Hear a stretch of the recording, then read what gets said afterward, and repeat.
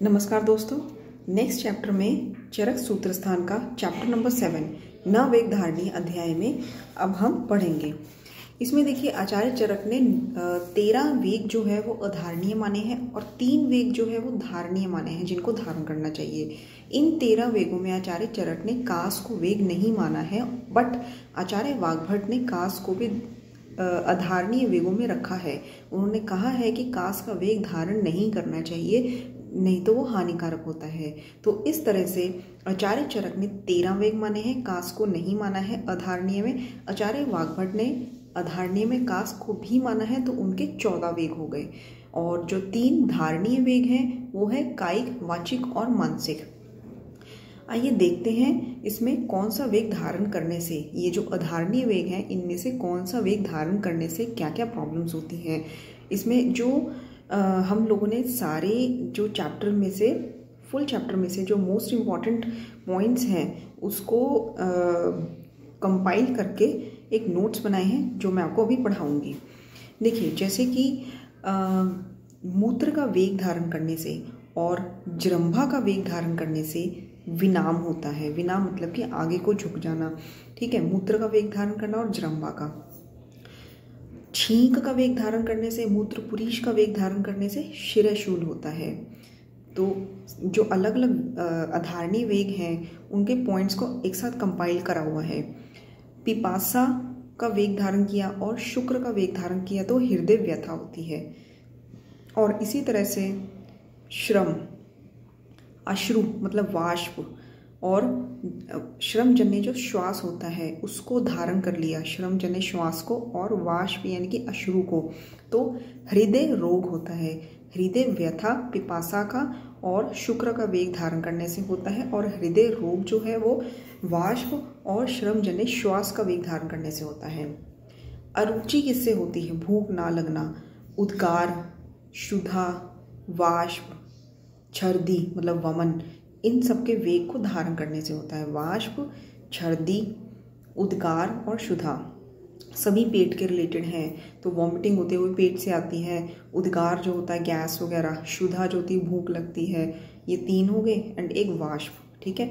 और इसके बाद जो है विबंध, हृदय उर्सो, एक तो कॉन्स्टिपेशन और हृदय और उरे जो रोग होते हैं, मतलब थोरेसिक एरिया के जो रोग होते हैं वो उद्गार का वेग धारण करने से होते हैं। ब्लॉटिंग हो जाए, गैस हो जाए, उद्गार का वेग धारण कर लिया तो हृदय उर्सो रोग एंड विबंध होता है। क्षुधा और वाष्प, अकेला क्षुधा भूख लगती है, क्षुधा और वाष्प इनका वेग धारण करने से भ्रम हो जाता है, चक्कर आते हैं, ठीक है। क्षुधा का वेग धारण कर लिया, हमने खाना नहीं खाया तो चक्कर आ जाएंगे।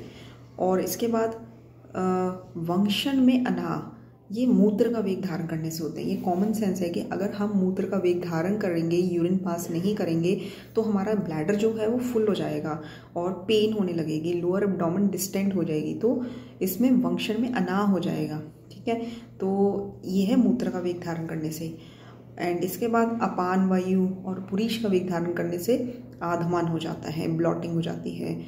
पिंडिको द्वेष्टन, पी से पिंडिको द्वेष्टन, पी से पुरीश। पिंडिको द्वेषण पेन इन काफ मसल्स, ये पुरीश का वेग धारण करने से होता है। मूत्रकृच, मूत्र का वेग धारण करने से।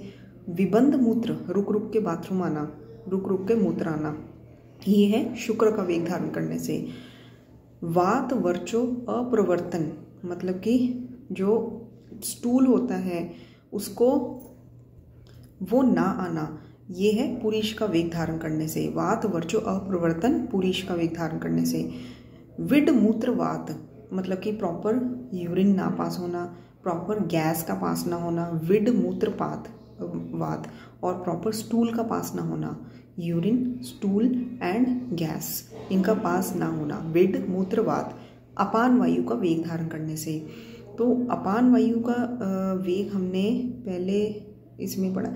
अच्छा, निद्रा, क्षुधा और शुक्र का वेग धारण करने से क्या होता है? अंग मर्दन, प्रॉपर स्लीप नहीं ली है, प्रॉपर डाइट नहीं ली है, और शुक्र का वेग धारण किया है तो इससे अंग मर्दन होता है। श्रम साध, लेथार्जी, फटीग किससे होती है? पिपासा का वेग धारण करने से, प्रॉपर वाटर इनटेक जब हम नहीं करते। क्लम जो है ये भी अपान वायु से, पहले हमने अपान वायु से विड, मूत्र और वात पढ़ा था, और अभी अपान वायु से हमने पढ़ा है क्लम।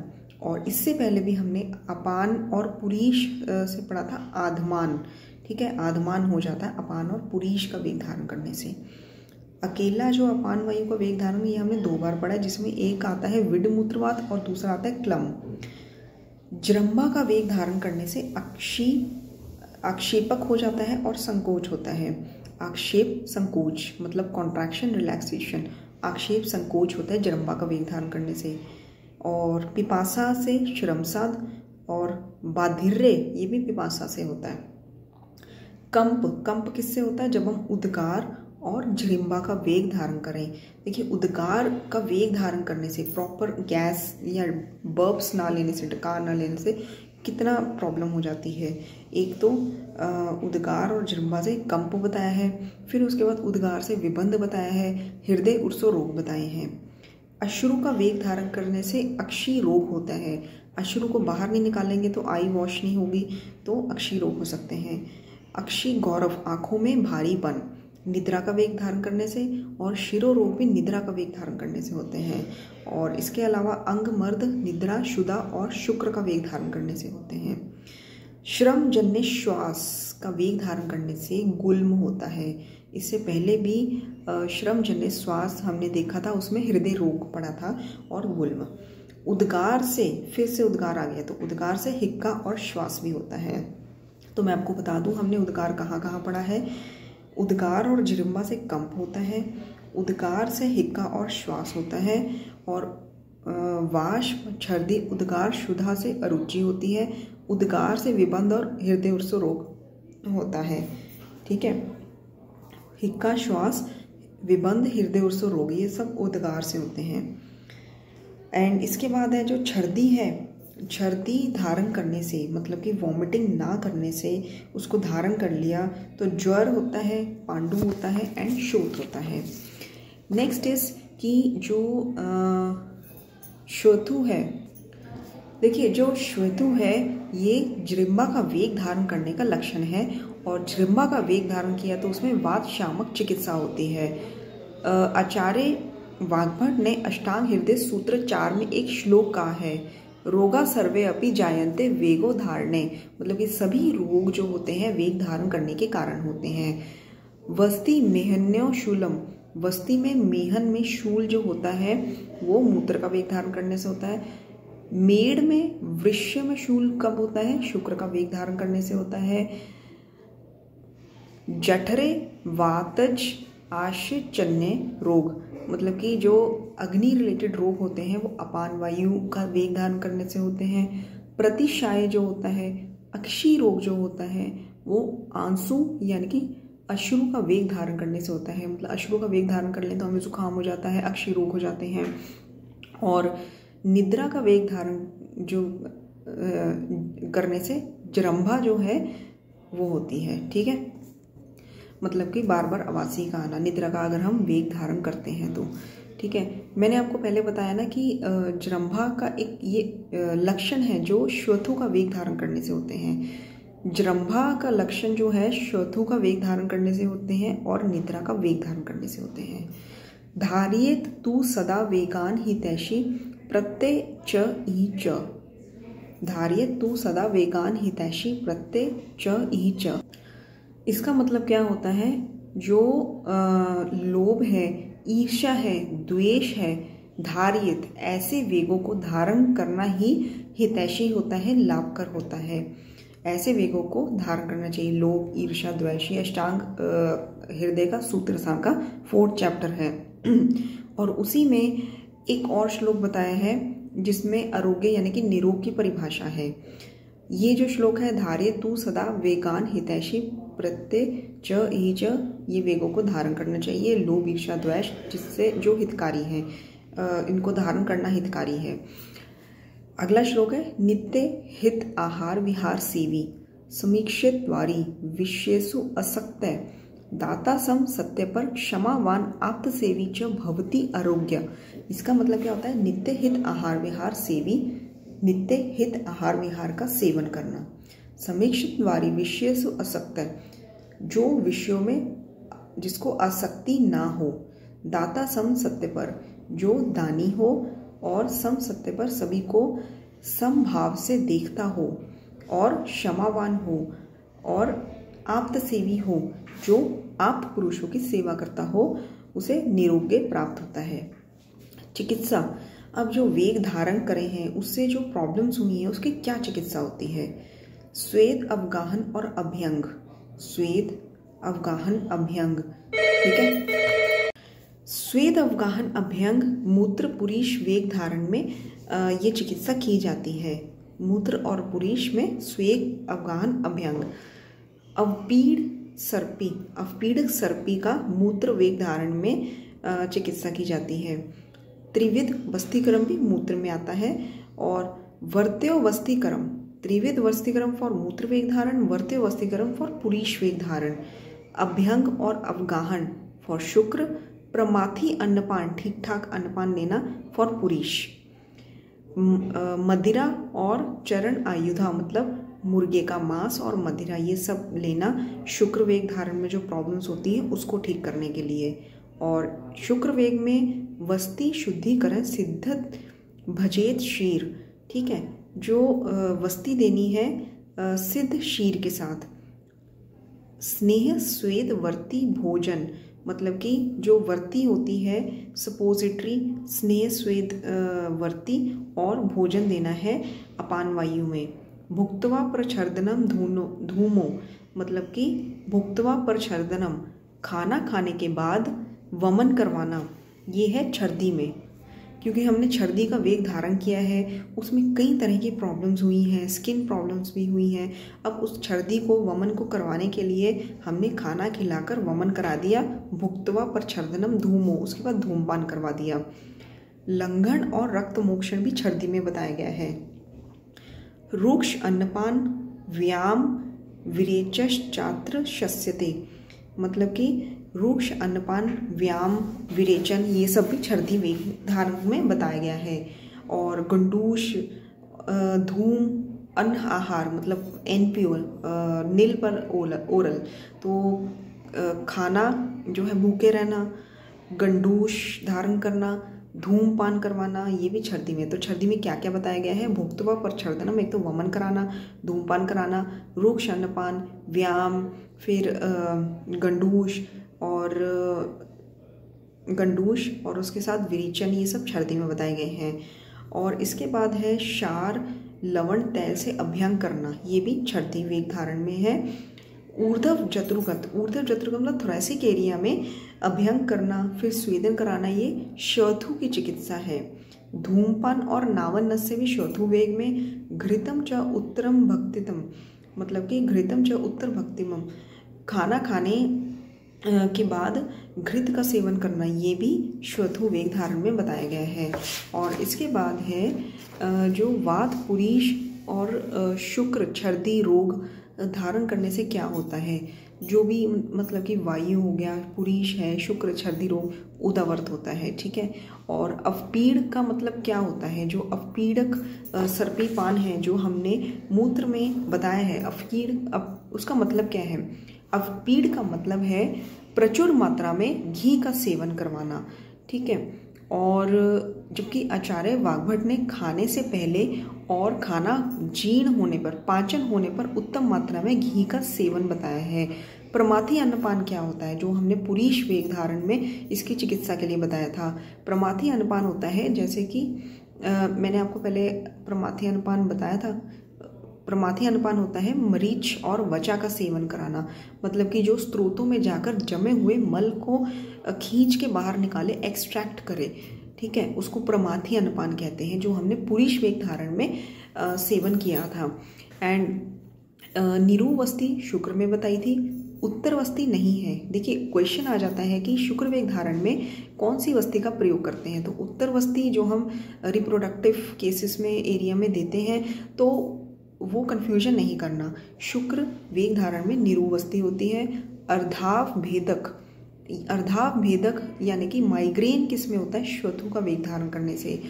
और धारणीय वेग कितने हैं, 3, मन, वाक और कर्म। जो मन के वेग धारणी है मानसिक वो 9 है, वाक के 5 और कर्म के 4, तो इस तरह से 18 हुए। ठीक है। इसके बाद जैसे कि कई वेग इसमें बताए हैं, अहंकार है, निर्लजता है, अभिद्या है, मतलब अभिद्या मतलब दूसरे का धन लेने की इच्छा हो, ये सब वेग होते हैं, ये धारणीय वेग में आते हैं। और वाचिक में आते हैं, जैसे ये जो वेग है, अहंकार है, दूसरे का धन लेने की इच्छा, अभिद्या, निर्लजता, ये मानसिक में आते हैं। वाचिक में, ये एग्जाम्पल दे रही हूँ मैं, वाचिक में जैसे कि चुगली करना, तो ये सारे वेग हैं। अशस्त शारीरिक धारणीय वेग जैसे कि चोरी, हिंसा, पर स्त्री संभोग, ये सारे धारणीय वेग बताए गए हैं। इसके बाद आ जाता है व्यायाम। चरक सूत्र संत 7 में न वेग धारणीय में व्यायाम का वर्णन है, ये आप याद रखिए। इसकी परिभाषा क्या है? शरीर चेष्टा या चेष्टा स्थैर्य अर्था बलवर्धनी, 2 बार चेष्टा आया है, दोनों चेष्टाओं का अलग अलग मतलब आता है। शरीर चेष्टा, पहला चेष्टा का मतलब है शारीरिक कर्म करना, या चेष्टा, दूसरा चेष्टा का मतलब है संधि, ये संधि विच्छेद अगर करें तो दूसरे चेष्टा का मतलब है च से एंड, और चेष्टा, इष्टा मतलब कि इच्छा। ठीक है, तो मतलब कि शारीरिक कर्म करना अपनी इच्छा से जो शरीर में स्थैर्यता लेकर आए, स्टेबिलिटी लेकर आए और बल का वर्धन करे, उसको व्यायाम कहते हैं। शरीर चेष्टा या चेष्टा स्थैर्य अर्था बलवर्धनी। और देह व्यायाम संख्यात मात्रा अर्था समाचरित, शरीर की सभी एक्टिविटीज़ जो आपको इष्ट है, आपकी इच्छा के अनुसार आप कर रहे हैं, एंड जो स्टेबिलिटी दे, बल वर्धन करे और मात्रा पूर्वक इन एक्टिविटीज़ का आचरण आप करते हैं और करना चाहिए, इसको व्यायाम कहते हैं। शरीर चेष्टा या चेष्टा स्थैर्य अर्था बलवर्धनी, देह व्यायाम संख्यात मात्रार्थ समाचरित, मात्रावत इन एक्टिविटीज़ को करना चाहिए। नेक्स्ट है कि जो बलार्ध तक बलस्य अध्ययन कर्तव्यो व्यायामो, व्यायाम कब तक करना चाहिए? बलार्ध तक करना चाहिए, जब हृदय से वायु वक्र तक जाने लगे। ठीक है, जब हमारा बल आधा रह जाए, बलार्ध। बलार्ध ये वर्ड किसने यूज़ किया है? RD शास्त्री ने। ठीक है, और इसके बाद आपका आ जाता है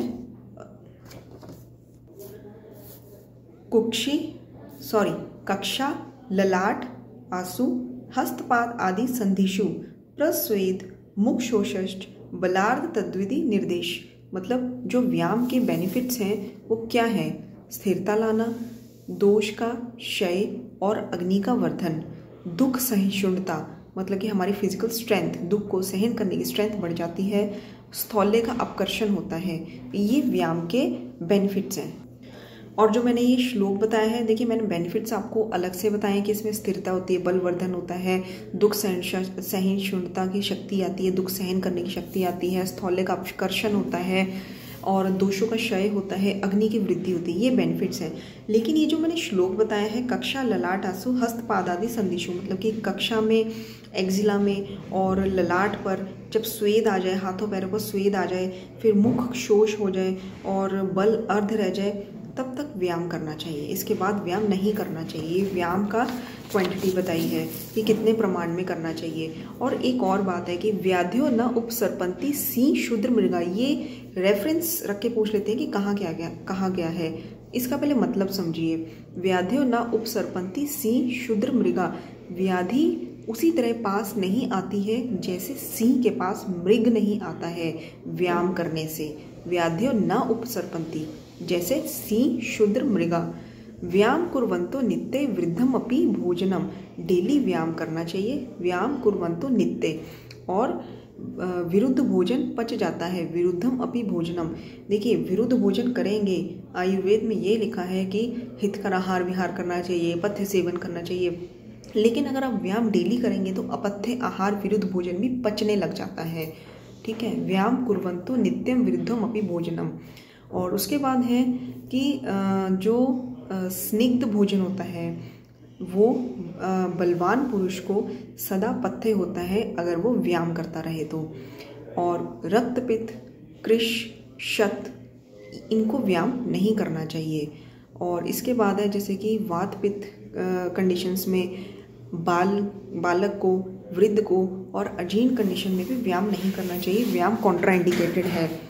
अधिक व्यायाम करने से थकावट होती है, क्लम्प, पिपासा, ये सिम्टम्स आते हैं। रक्त पित्त, प्रतामक, कास, ज्वर, छर्दी, ये अधिक व्यायाम करने से रोग होते हैं। रक्त पित्त होता है, कास होता है, ज्वर होता है, छर्दी आती है, ठीक है। प्रतामक होता है, प्रतामक मतलब कि श्वास का एक टाइप है। तमक श्वास के साथ जब ज्वर और मूर्छा, हमने पढ़ा था, तमक श्वास के साथ जब ज्वर और मूर्छा लक्षण आते हैं तो उसको प्रतमक श्वास कहते हैं। क्लम्प का मतलब क्या होता है? अनायास श्रम, श्वास वर्जित, इंद्रियार्थ मतलब कि बिना श्रम किए ही थकावट हो जाना, श्वास डिफ़िकल्टी इन ब्रीदिंग होना, डिस्निया होना। इंद्रियार्थ मतलब कि इंद्रियों में, इंद्रियार्थ प्रबाधक मतलब कि इंद्रियों को अपने अर्थ ग्रहण करने में बाधा आए। बिना श्रम करते ही थकावट होना, अनायास श्रम, श्वास वर्जित, डिस्निया, इंद्रियार्थ प्रबाधक, ठीक है। व्यायाम, हास्य, भाष्य, ग्राम्य धर्म, प्रजागरण अधिक नहीं करना चाहिए। मतलब कि ये जो ऐसी नॉलेज के लिए बताया हुआ है कि जो व्यायाम है, हास्य है, बहुत ज़्यादा बोलना नहीं चाहिए, बहुत ज़्यादा हंसना नहीं चाहिए। ग्राम्य धर्म यानी कि मैथुन बहुत ज़्यादा नहीं करना चाहिए। प्रजागरण, रात्रि जागरण, ये सब ज़्यादा नहीं करना चाहिए। व्यायाम के अयोग्य कौन है? मैंने आपको बताया, बालक है, वृद्ध है, रक्तपित्त है, उच्च स्वर से जो बोलते हैं, क्षुधा वाले पेशेंट हैं वो। और इसके बाद चरक में सूत्र 7 में, इसी चैप्टर में मतलब पदांशिक क्रम का वर्णन किया गया है। पदांशिक क्रम क्या होता है? पदांशिक क्रम मतलब ये होता है कि कई चीज़ें, खाने पीने की कई चीज़ें हमारे साथ में होती हैं हमें, लेकिन वो हमारे लिए अहितकारी होती हैं। उचित है, साथ में है, पथ्य है, लेकिन अहितकारी है हमारी बॉडी के लिए, तो उसको बुद्धिमान मनुष्य धीरे धीरे छोड़ता है, ठीक है, एकदम से उसका त्याग नहीं करता। और इसी तरह से जो हितकर द्रव्य हैं उनको भी धीरे धीरे सेवन करके साथ में करता है। तो वो कैसे सेवन करता है धीरे धीरे? एकांतर, द्वयांतर और त्रयांतर, ठीक है। तो ये पदांशिक क्रम में मैं आपको बताती हूँ कि एकांतर, द्वयांतर और त्रयांतर क्या होता है। मतलब हम इसमें अपथ्य को धीरे धीरे त्याग कर रहे हैं और जो पथ्य है और उसको धीरे धीरे अपना रहे हैं। तो जो एकांतर है उसमें 1 भाग पथ्य लेते हैं और 3 भाग अपथ्य लेते हैं। और इस तरह से द्वयांतर में 2 से 3 भाग हम पथ्य लेते हैं और 2 भाग हम अपथ्य लेते हैं। और त्रयांतर में हम लोग 4 भाग पथ्य लेते हैं, मतलब पूर्ण पथ्य लेते हैं। ये है 7 डे, मतलब 7 दिन में हम पदांशिक क्रम के हेल्प से हितकर का धीरे धीरे सेवन करते हैं और अपथ्य का धीरे धीरे त्याग करते हैं, जिसमें एकांतर में 1 भाग पथ्य और 3 भाग अपथ्य, द्वयांतर में 2 भाग पथ्य और 2 भाग अपथ्य, एंड लास्ट में 7 डेज में 4 भाग पथ्य लेते हैं, मतलब संपूर्ण पथ्य लेते हैं और अपथ्य को त्याग कर देते हैं। चक्रपाणी का पादांशिक क्रम जो है वो 14 दिन का है, चरक का 7 डेज का है। और योगेंद्रनाथ सेन ने पथ्य क्रम का जो पूर्ण जो चरक उपस्कार पर उन्होंने टीका करी है उसमें 10 दिन का बताया है। योगेंद्रनाथ सेन 10 दिन, चरक 7 दिन और चक्रपाणी ने 14 दिन का बताया है। वाग्भट ने 21 दिन में बताया है, ठीक है। और इसके बाद है कि क्रमेण अपचिता दोषा, क्रमेण उपपचिता गुणा, संतो या अन्ते उपनम आवर्तनम कंपा भवति। मतलब कि दोषों को धीरे धीरे निकाला, गुणों को ग्रहण किया, क्रम से दूर किए गए दोषों का अपुनर्भव नहीं होता और क्रम से ग्रहण किए गए गुणों का गुण स्थिर रहते हैं। एकदम से पथ्य जो है हमने सेवन किया और उसी टाइम अपथ्य त्याग कर दिया तो उसमें कॉम्प्लिकेशंस आते हैं, ठीक है। तो उसी तरह से बताया गया है कि हमने अपने शरीर से दोषों को पथ्य का सेवन करके धीरे धीरे दोषों को निकाल दिया, ठीक है, और धीरे धीरे गुणों को ग्रहण कर लिया और क्रम से किए गए धीरे धीरे दोषों को जो हम दूर करते हैं और क्रम से हम धीरे धीरे गुणों को जो ग्रहण करते हैं वो सदा स्थिर रहते हैं, ठीक है, दोष फिर से नहीं आते हैं। ये पदांशिक क्रम का फायदा होता है। क्रमेण अपचिता दोषा, क्रमेण उपपचिता गुणा, संतो या अन्ते उपनम प्रकंपा भवन्ति। ये पदांशिक क्रम के रिगार्डिंग कहा गया है। इसके बाद है कि जो वातल प्रकृति वाले मनुष्य होते हैं वो सदा आतुर कहलाते हैं। और देह प्रकृति का इसमें वर्णन है चरक सूत्र 7 में। 4 देह प्रकृति बताई गई है, वातज, पित्तज, कफज और सम। और इसके अलावा है चरक सिद्धि स्थान 11 में भी 4 तरह के लोग बताए हैं जो सदा आतुर रहते हैं। जैसे यहाँ पे वातज प्रकृति वाले सदा आतुर हैं, वैसे ही 4 तरह के लोग सदा आतुर रहते हैं। कौन से? क्षत्रिय जो वेद पढ़ने वाले होते हैं, जो राजा की सेवा में लगे रहते हैं, राज सेवक, पुण्यजीवी मतलब व्यापारी होते हैं, और वैश्य ये सदा आतुर रहते हैं, क्योंकि ये वेग को धारण करते रहते हैं, ये वेगों का निर्हरण नहीं करते। अधारणीय वेगों का धारण करने के कारण ये चारों सदा आतुर रहते हैं। और जो मिथ्या आहार का सेवन करता है और वेग का धारण करता है वो सदा आतुर रहता है। सदा व्याधित व्यक्ति जो चरक सूत्र 21 में बताया है वो है स्थूल और कृश। चरक सूत्र 21 में स्थूल और कृश को सदा व्याधित व्यक्ति बताया, सदा आतुर बताया है। और इसके अलावा सदा आतुर बताया है जो अर्थों की तृष्णा मतलब कि जो विषय में आसक्त रहे, मोह माया में पड़ा रहे, वो भी सदा आतुर रहता है। और इसके बाद है प्रकृति के विरुद्ध गुण सेवन जो करता है वो स्वास्थ्य वर्धक मतलब उसके स्वास्थ्य का वर्धन होता है, उसको आरोग्यता प्राप्त होती है। ठीक है, स्वास्थ्य वर्धक वो होता है जो प्रकृति के विरुद्ध गुण का सेवन करता है। ये क्वेश्चन आ चुका है। तो इस तरह से क्वेश्चन आ जाता है कि स्वास्थ्य वर्धक के लिए क्या हितकारी है? प्रकृति के समान गुण का सेवन करना, प्रकृति के विरुद्ध गुण का सेवन करना। तो आपका आंसर आएगा प्रकृति के विरुद्ध गुण का सेवन करना स्वास्थ्य वर्धक है। और इसके अलावा वाग्भट ने बताया कि नित्य सर्वरस का अभ्यास करना चाहिए और ऋतु के अनुसार भी रसों के सेवन पे ध्यान देना चाहिए। और मलाइन 10 होते हैं। आचार्य चरक ने रोमकूप की संख्या बताई है 29956। अच्छा, एक श्लोक है माधवे प्रथमे मानसी, मतलब कि माधव क्या होता है? वसंत ऋतु का जो प्रथम मास होता है चैत्र, उसमें कफ का संचय होता है।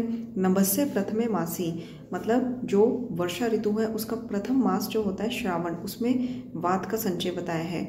और उसी तरह सहस्य प्रथमे मासी जो हेमंत ऋतु है उसका प्रथम मास जो है अगहन, हेमंत को सहस्य भी बोलते हैं, उसका प्रथम मास अगहन है, उसमें पित्त का संचय बताया है।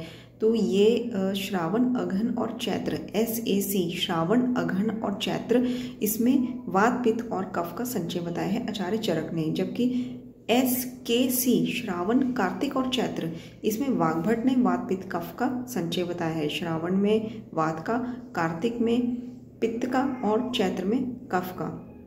पंचकर्म और रसायन के लाभ।